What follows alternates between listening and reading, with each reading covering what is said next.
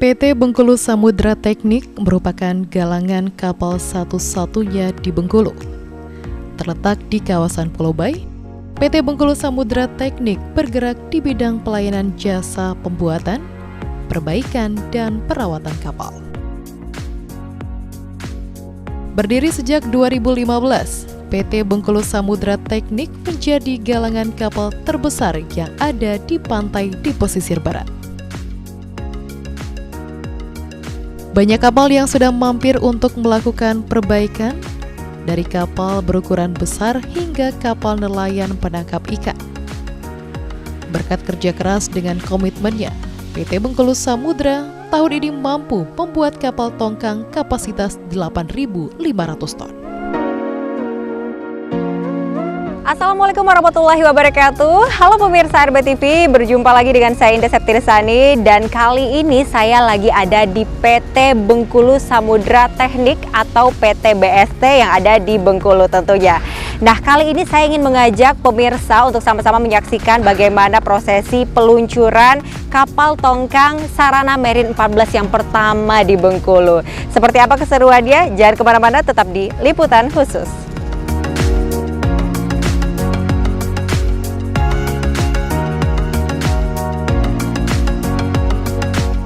Bertempat di galangan kapal PT Samudra Teknik yang berada di Jalan Pelabuhan Pulau Bay, Teluk Sepang, Bengkulu. PT Bengkulu Samudra Teknik, Sabtu 17 Juni 2023, meluncurkan kapal angkutan baru atau lebih dikenal dengan kapal tongkang.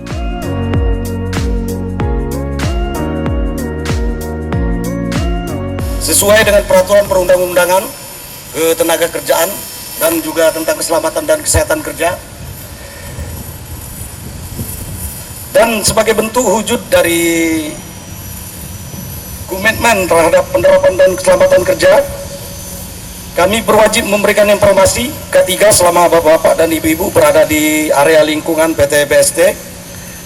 Kebetulan sekarang kita berdiri tepat di depan kantor PT BST Samudra Teknik dan kantor produksi. Dan juga di sini juga tempat titik kumpul aman kita apabila terjadi hal-hal yang tidak kita inginkan. Dan dalam bentuk komitmen dari manajemen PT Bengkulu Samudra Teknik yang sangat mendukung adanya K3 penerapannya di lingkungan kerja, kami sangat berterima kasih sekali kepada pihak manajemen yang telah memberikan dukungan dan support kepada kami tim HSE sehingga proyek kita bisa berjalan dengan lancar. Dan di sini juga kami sangat berterima kasih juga kepada rekan-rekan sekalian yang selalu bekerja sama, baik itu untuk menjaga keselamatan dan kesehatan kerja, juga dari pihak manajemen juga sangat menyupport kami, terutama masalah APD, masalah keselamatan kerja, dan juga untuk pendukung dari keselamatan kerja. Di antaranya untuk pemadam api ringan, kita ada APAR yang telah kita tempatkan di setiap titik yang rawan akan kebakaran. Juga untuk sekarang kita lagi tahap proses pembuatan pipa hidran, dan masih banyak lagi pendukung. Untuk di kesehatan lingkungan juga kita di sini disediakan ada kurang lebih 10 kamar mandi untuk tempat buang air besar ataupun air kecil.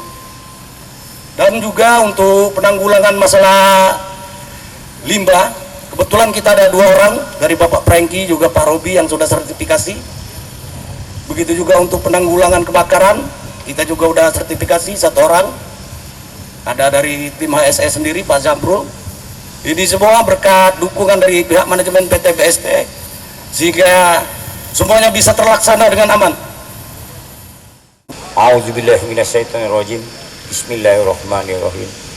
Alhamdulillahirabbil wassalatu wassalamu ala asyrafil anbiya'i wal mursalin wa ala alihi wa sahbihi rasulillahi ajmain.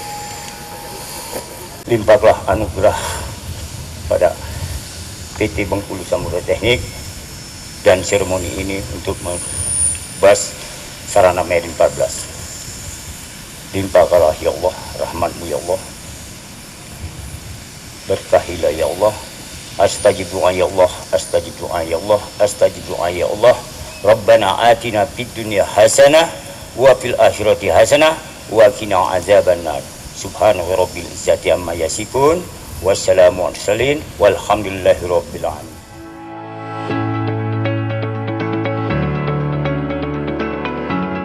Hadir dalam acara peluncuran kapal tongkang Gubernur Bengkulu Rohidi Mersya, owner ANB Holding Aloysius Agas Nerabeang, Kepala KOSP kelas 3 Pulau Bayi Bengkulu Wegio, Komandan Pangkalan TNI Angkatan Laut Letkol Laut Pelaut Nyoman Gede Pratnyana, Head Area Mandiri Area Bengkulu Indra Reynaldi Mewar, serta GM Pelindo Bengkulu Hadi Nurmayadi.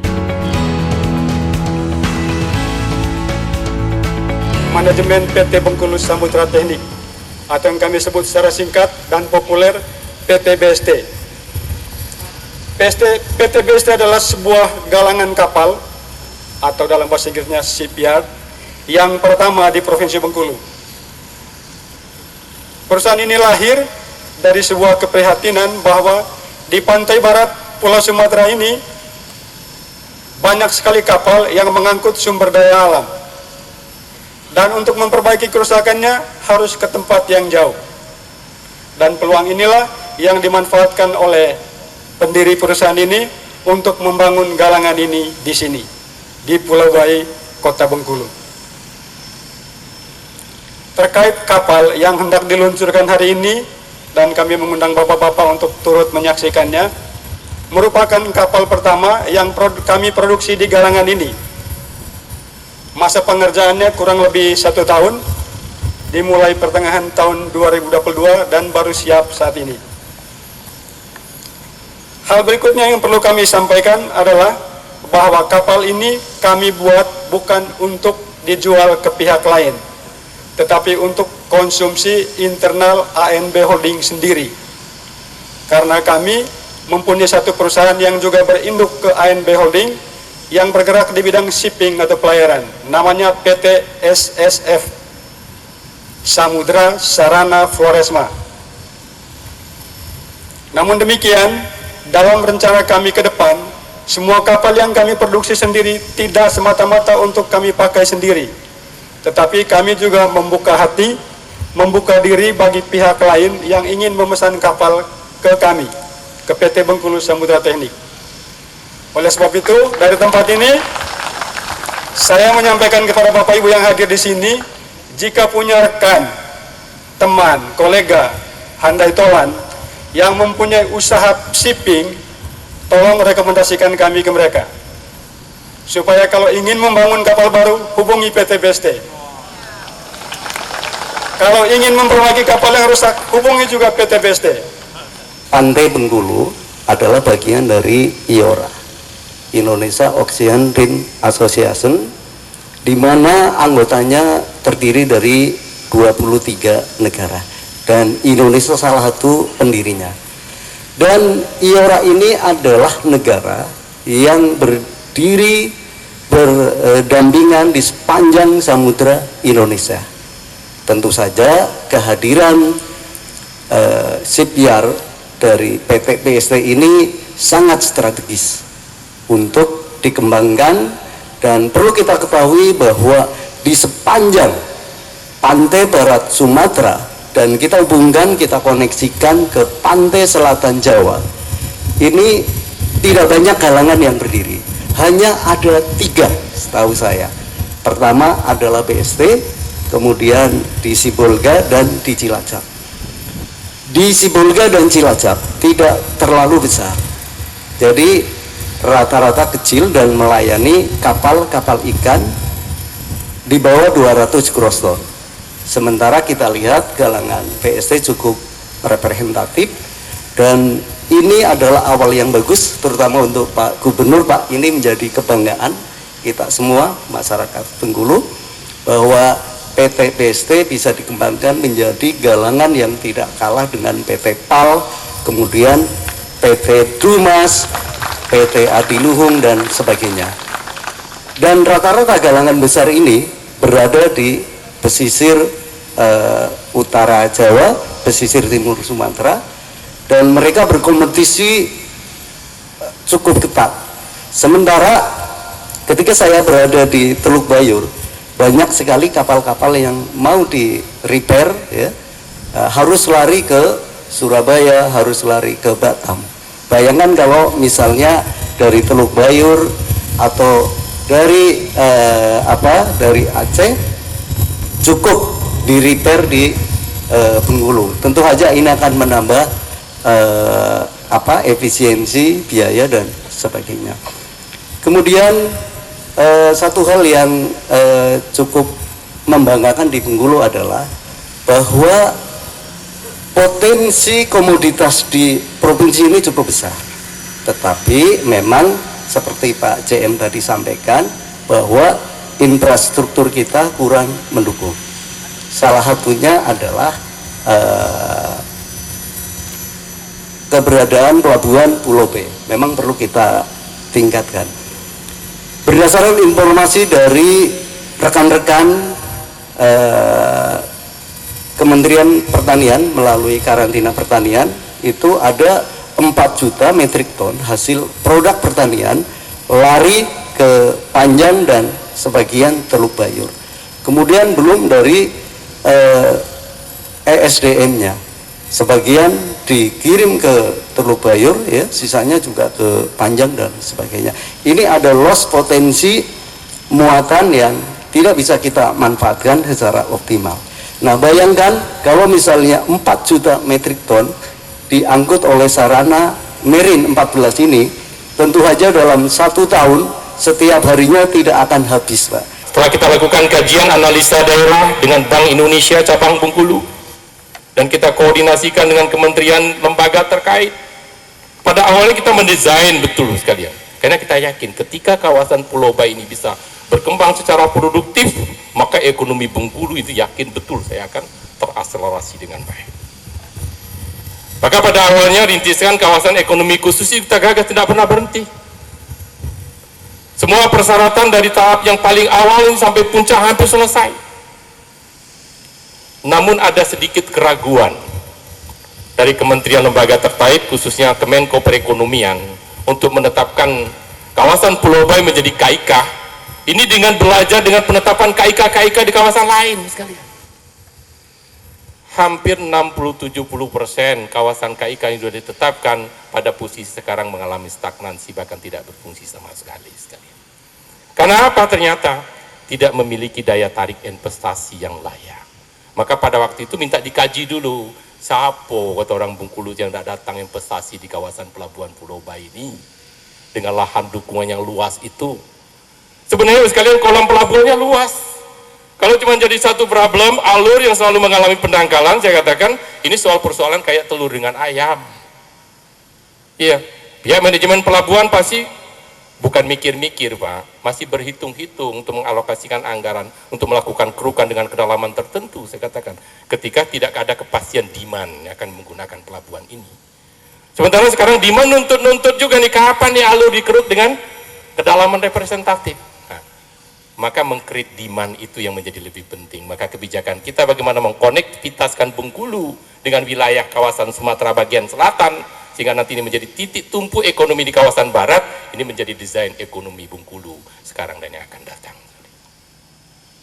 Poin kedua, terkait dengan kawasan pelabuhan sekalian.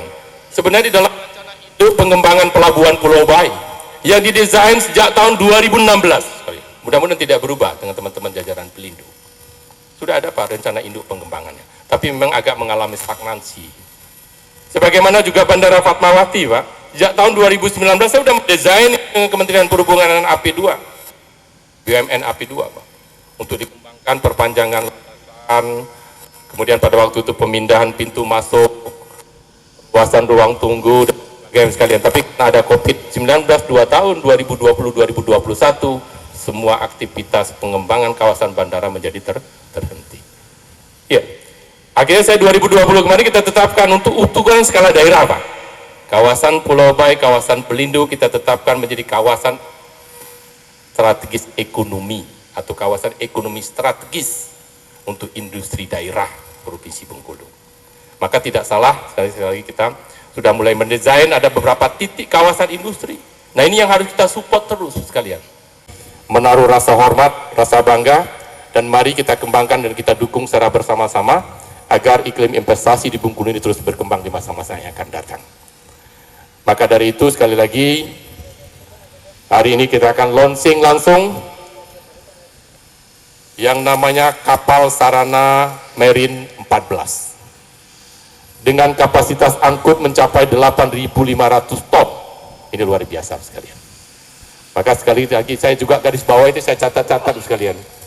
Ya, ini memiliki wilayah yang sangat strategis. Teman-teman sekalian, media harus di-push ini sekalian.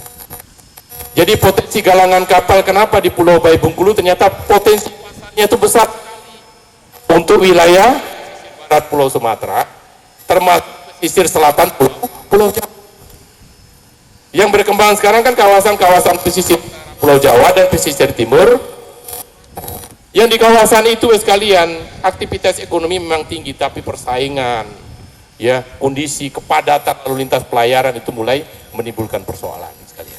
Nah, kawasan barat, kawasan selatan Pulau Jawa, ini menjadi sebuah potensi investasi yang sangat menjanjikan. Artinya memang lokasinya pas, potensi pasarnya juga demikian. Mudah-mudahan PT Bengkulu Samudra Teknik ini betul-betul akan menjadi leading industri galangan kapal yang berada di kawasan barat Pulau Sumatera yang bertitik lokus di Provinsi Bengkulu, kawasan PT Pelabuhan Pulau Bayi. Demikian yang dapat kami sampaikan. Terima kasih, sukses, selamat, semangat terus untuk kita membangun daerah yang kita cintai.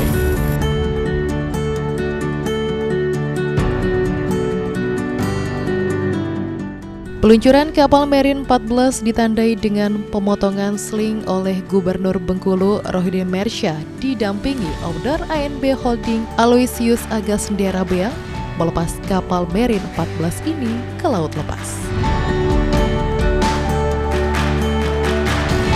Gubernur Bengkulu yang telah memberikan sambutan.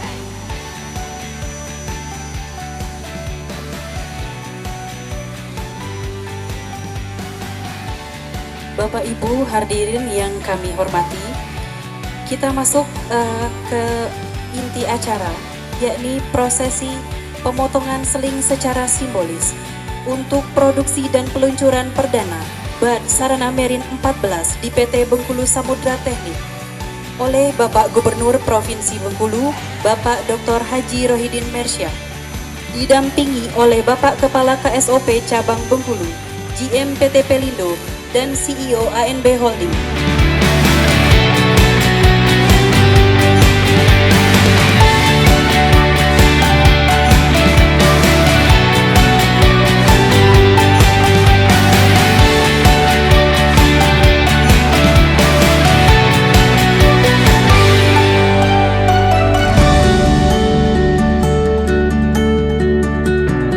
Ada di Indonesia Allah, keselamatan dan kemajuan bagi PT Bengkulu Samudra Teknik.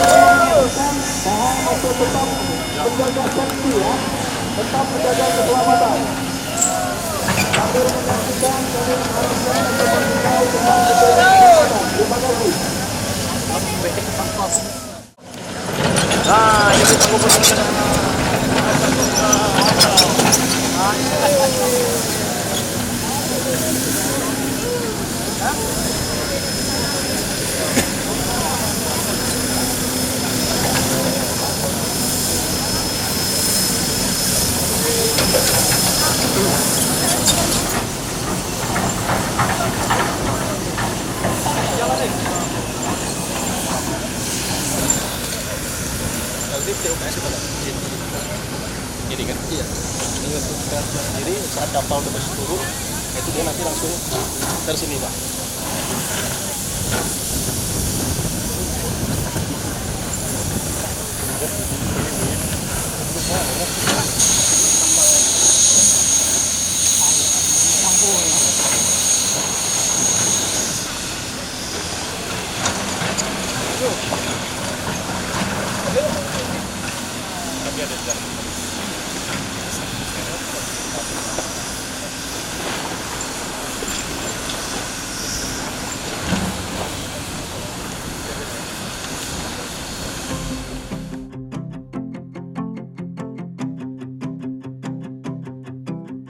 Kapal angkutan baru diberi nama Sarana Marine 14.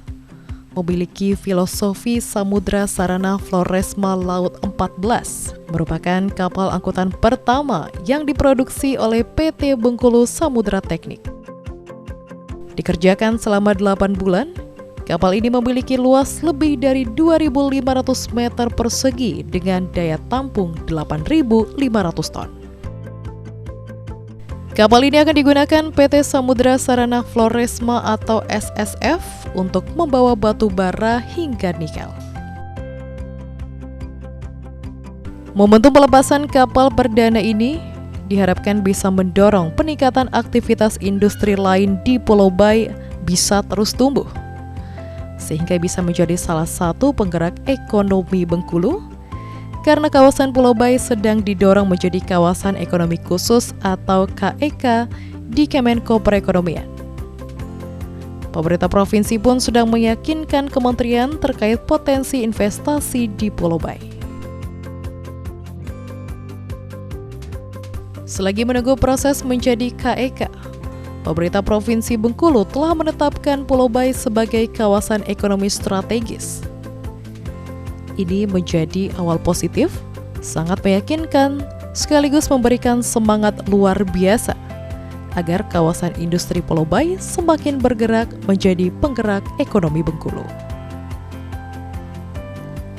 Owner ANB Holding Aloysius Agasndera Beang mengatakan, Bengkulu memiliki potensi luar biasa karena langsung menghadap Samudra Hindia.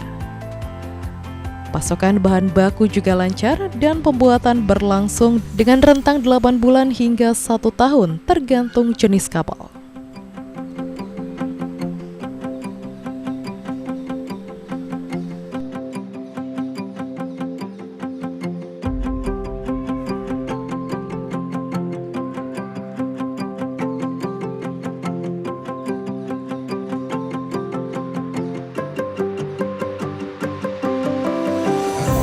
Harapan kita itu kita selalu memproduksi terus setiap tahun kapalnya, sehingga nama Bengkulu itu di kancah nasional bahwa dia bisa membangun kapal itu seperti di Batam, terus di Kalimantan.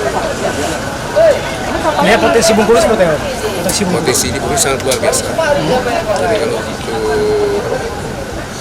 ekonomi, kalau kita tekun apa semua di Bengkulu sangat menjanjikan.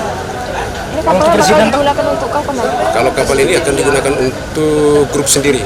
Jadi kita juga ada satu grup di perusahaan NB Holding namanya PT Samudra Sarana Floresma. Jadi PT Samudra Sarana Floresma ini dia memesan beberapa kapal yang lagi dipersiapkan lagi untuk pembangunan pembuatan berikut lagi. Pengangkutan apa nanti? Banyak, ada batu bara, nikel, batu split atau material-material lain yang bisa diangkut. Ekspornya rencananya Pak? Kalau ekspor biasanya ke Filipina, Thailand, Vietnam, ya. Ini kita produksi berbagai macam jenis kapal atau terkhusus spesifik? Berbagai jenis, sesuai permintaan pasar. Artinya masyarakat biasa bisa memesan kapal bisa ya. Terakhir Pak, dukungan pemerintah tergantung sih kapasitas spek kapalnya. Kalau seperti ini standarnya harusnya 8 bulan. Nah, tapi karena kita ada kendala di teris ke berawal kemarin, maka kita hampir kurang lebih 10 bulan. Rata-ratanya itu 8 bulan. Tapi kalau kelas-kelas kapal seperti tanker, kapal-kapal kargo itu membutuhkan waktu kurang lebih 1 tahun sampai 1,5 tahun. Untuk kelancaran bahan baku seperti apa Pak? Sejauh ini sih lancar-lancar aja dari Jakarta, pengirimannya lebih simpel, dekat, aman, cepat. Sejauh ini Pak, terkait dukungan pemerintah seperti apa? Ya? Dukungan dari pemerintah seperti apa? Sejauh ini dukungan dari pemerintah sangat luar biasa, supaya kita juga dari segi keterkaitan dengan izin apa segala macam semua selalu mendukung. Alasan kita memilih nama Marina ini apa Pak? Alasan memilih Sarana Marine itu karena perusahaan induknya itu kan Samudra Sarana Floresma. Jadi ngambil sarananya, Marine itu kan laut. Nah, kalau nomor ada karena sebelum kapal ini kita juga ada beberapa kapal-kapal lain. Itu biaya kapal ya Pak, harganya atau saing atau gimana? Kalau harga kapal ikan itu kan harga sewa atau mau harga beli?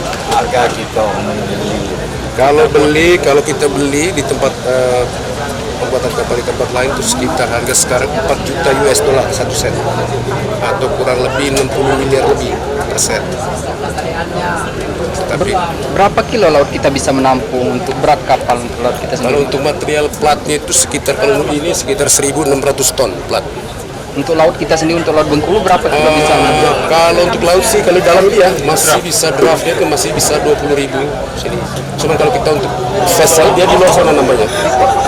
Tapi kalau untuk tongkang, kapasitas tongkang seperti bisa sampai 10.000 oke. Untuk ke depan ada berapa kapal Pak yang sedang diproses mungkin atau akan Kalau order dari internal perusahaan 2 set untuk 2023.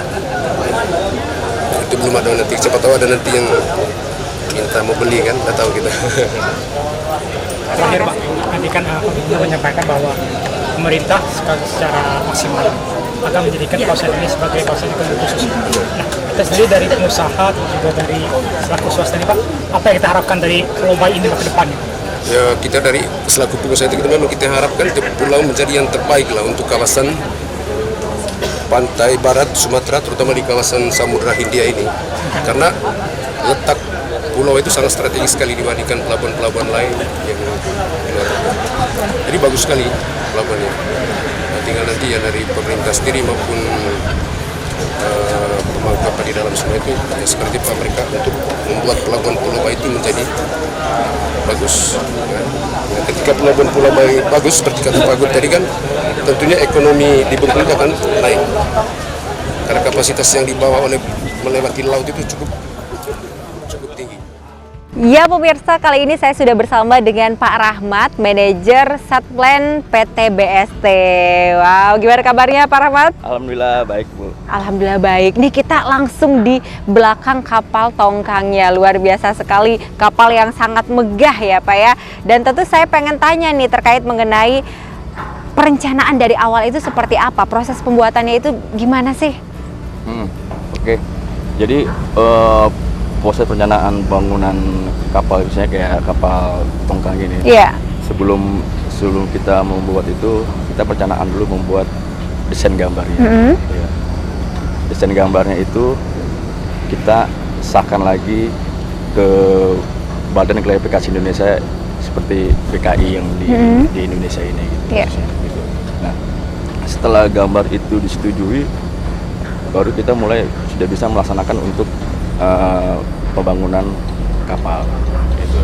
Jadi tahap pertama kita desain, kita sahkan ke Badan Klarifikasi Indonesia, dan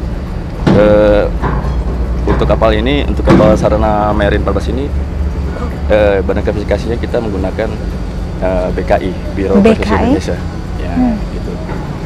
Nah, setelah itu gambar itu setelah disahkan nama Badan Klarifikasi, baru kita mulai pelaksanaan untuk pembuatan kapal. Awal dari pelaksanaan itu seperti kita fabrikasi, setelah fabrikasi per panel, terus setelah itu sudah siap semua fabrikasi, lalu kita erection gitu kan, kita erection jadi satu per blok gitu. Oke, jadi proses pembuatannya bisa dikatakan cukup panjang juga ya Pak ya? Iya. Cukup panjang juga karena kita nggak bisa juga hanya desain langsung pelaksanaan. Jadi desain atau yang kita gambar itu juga harus disahkan dulu gitu kan. Apakah kita gambar itu konstruksinya sudah memenuhi standar ya kan, standar dari rule yang ada di standar klasifikasi. Gitu, jadi harus memenuhi standar dulu ya, akhirnya bisa dilanjutkan proses pembuatannya seperti itu. Baik, nah kalau kita lihat ini kan sangat megah, nah materialnya seperti apa sih? Mungkin pemirsa penasaran nih, material dari tongkang Sarana Marine 14. Jadi untuk tongkang Sarana Marine 14 ini, itu kita menggunakan ini ya, steel ya, plat atau plat besi gitu, yang mulai dari ukuran tebalan dari 12 mili gitu kan, 12 mili gitu, seperti kayak kayak bottom itu yang bagian bawah itu 12 mili, terus lambung kanan kiri itu juga 12 mili, mendek juga 12 mili gitu kan. Terus untuk konstruksi profilnya itu ada menggunakan angle bar, itu ada menggunakan dari H-beam juga. Untuk material untuk yang konstruksi profilnya, profil seperti di dalam internal tangki itu ada kayak extension gitu kan, extension diagonal itu juga, stiffener itu ada menggunakan angle bar sama H-beam gitu. Wow, jadi dan untuk sarana Marine Plus ini dimensinya kan 300 jumbo. 300 jumbo? 300 jumbo, karena yang standar itu kan 300 kali 80 kali 18 feet ya. Tapi ini kita desain 300 kali 84 kali 18 feet. Jadi lebarnya itu beda 4 feet sendiri kan dari standarnya. Kalau yang standar itu 380 kali 18 feet itu kan dia untuk DWT-nya itu bisa 7.500, tapi kalau yang 300 kali 84 sarana marine ini yang 384 kali 18 feet ini dia DWT-nya itu bisa sampai 8.000-an gitu. Gitu ya. Dan juga untuk deck loadingnya itu mampu menahan beban 8 ton meter persegi. Jadi ini nantinya kalau seandainya sudah dipergunakan, ini untuk muatan apa saja nih Pak? Banyak juga seperti kayak batu bara gitu ya. Batu bara, nikel, terus kadang juga kayak apa itu seperti pasir gitu, bisa nggak sih? Pasir juga bisa. Bisa juga ya. Pasir juga bisa juga. Itu juga batu juga bisa juga. Wow. Tapi kebanyakan sih pakai batu bara. Batu bara gitu ya. Dengan muatan maksimal? Dengan muatan maksimal 8.000-an. 8.000 tadi ya. Oke, 8.600 ton. Dengan maksimum berat 4,3 meter ya. Wow, jadi ini kira-kira nih berapa orang dikerahkan untuk proses pembuatan dari awal sampai akhir? Itu untuk manpower sendiri itu sekitar ada tepatnya sekitar 30 lebih orang ya, dalam kurun waktu 1 tahun. 1 tahun. Kurang lebih 1 tahun. Oke, dan akhirnya dengan lika-liku dari awal mungkin proses pembuatan yang cukup panjang, kemudian juga dengan mengerahkan sebanyak kurang lebih 30 orang, dan akhirnya nih sekarang Sarana Marine 14 sudah hadir untuk kita semua, dan tentunya sudah ada nih di Bengkulu pertama kali ya Pak ya? Di Bengkulu pertama kali dan perdana untuk builder atau pembuatannya di Bengkulu sama di PT BST ini. Samudra Teknik ini. Wow. Dan registrasinya pun juga di Bengkulu juga gitu. Dan semuanya di Bengkulu. Jadi kita juga untuk masyarakat Bengkulu turut bangga ya dengan pencapaian dari PT BST, dan akhirnya kita punya kapal tongkang Sarana Marine 14. Oke, terima kasih Pak Rahmat ya informasinya.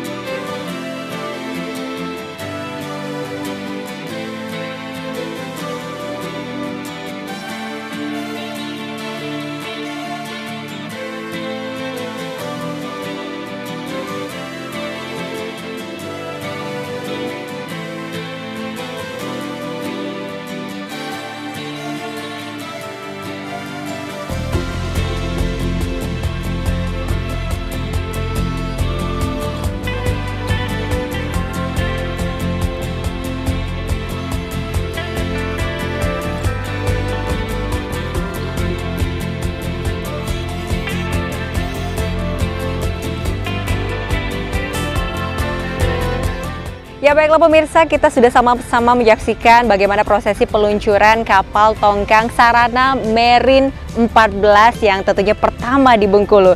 Dan tentu sudah dihadiri oleh beragam stakeholder terkait, kemudian juga ada beberapa pihak yang sudah hadir di sini dan tentunya langsung diresmikan oleh Bapak Gubernur kita, Rohidin Bersya.